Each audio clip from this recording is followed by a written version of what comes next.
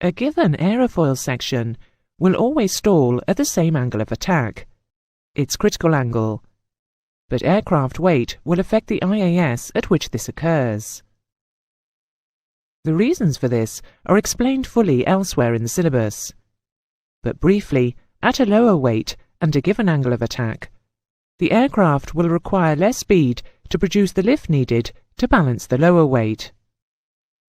It's worth remembering then that the heavier the aircraft is, the higher will be its stalling speed, and that large modern jet transport aircraft may be carrying around half of their gross takeoff weight as fuel.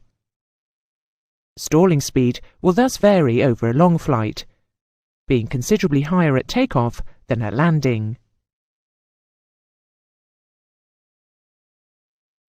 Surface irregularities, especially near the leading edge, have a considerable effect on the characteristics of aerofoil sections. CLmax in particular is sensitive to leading edge roughness. The revised lift curve on the screen shows the effect of a rough leading edge compared to a smooth surface.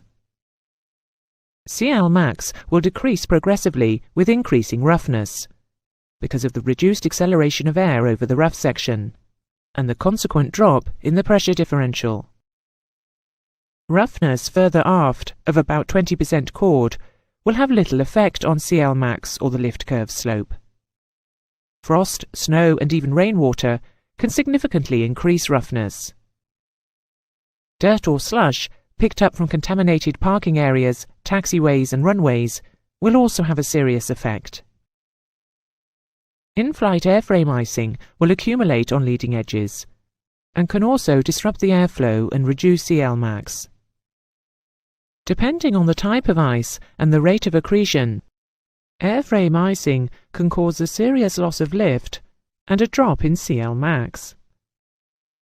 One of the most potentially dangerous consequences of such a situation is an unknown increase in stalling speed.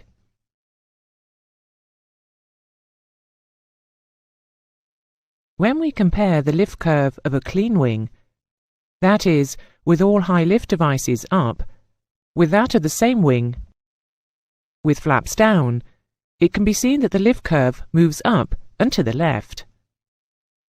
This has the effect of increasing CLmax and slightly reducing the critical angle and the angle of attack for any given lift coefficient. The benefit of the increased CLmax is to reduce minimum flight speed or stall speed, VS, and thus allow lower speeds and shorter field lengths for takeoff and landing.